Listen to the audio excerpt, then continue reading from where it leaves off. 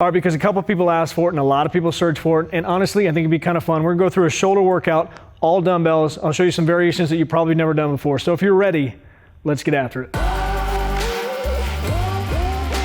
All right, so we're gonna start with a single dumbbell front raise where you're putting your palms underneath. Now, I know you've seen these before, so this is nothing, there's no aha moment here, but one thing I want you to think about is how gravity affects the movement. More specifically, how the position of your body changes where the peak force in that contraction happens, or where, just simply put, the hardest point of that contraction is. So for me, the game is making the muscle work as hard as possible. And with this exercise, that really happens when the dumbbell's parallel to the floor. So with this, as you lean back, you're gonna get more stress on that initial contraction. And then again, conversely, as you lean forward, you're gonna put more pressure on that ending part, that finishing part of the contraction.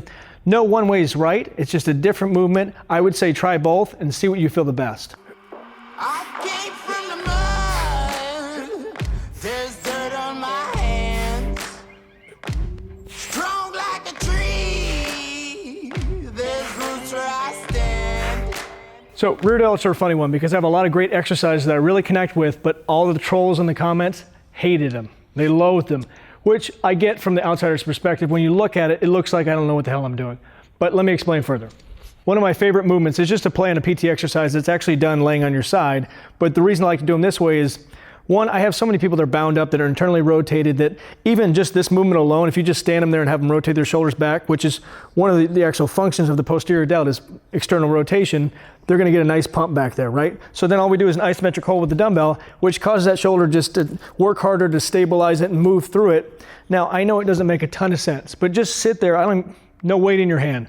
Sit nice and tall, elbows tucked in, and rotate those shoulders back. I guarantee you're probably one of those people that is so internally rotated that that's actually gonna give you a nice little pump and contraction.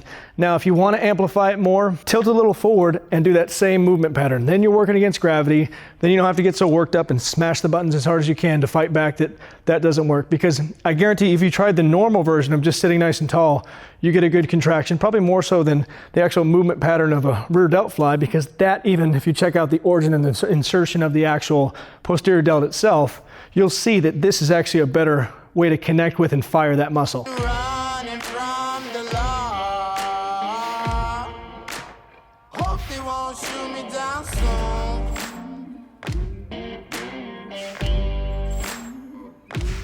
They sing on a sleepless night. So one thing I've noticed over the years is it's really easy to screw yourself with full range of motion on rear delts, because it's too easy to get bigger muscles involved. As you're coming up, you get your traps, your lats, even your rhomboids will jump in, and it just jumps right over those rear delts. So the nice part about this is it takes all the extra garbage out and it just sits in that effective range for those rear delts. The other thing is that you're gonna go to a fully rested position, and you rarely do that on rear delts. Most exercises, there's a little bit of contraction involved the entire time. With these, you're fully rested to a full contraction. They catch me howling at the moon.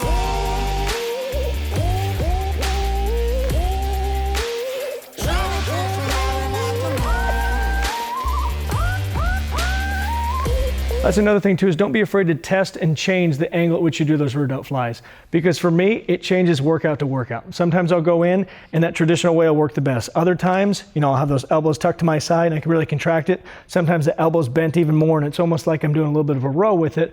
But it's whatever you connect with that day, that's what you should do. All right, let's finish off the day with some side delts. So I haven't done these in a while, and I used to love these. I don't know why I stopped doing them, maybe because they're just so awful. But what we're gonna do is we're gonna do side lateral raises. So we're gonna do 20 reps of those, go into 20 reps of partials, and then you're actually gonna do a static hold at the top of that partial for 60 seconds.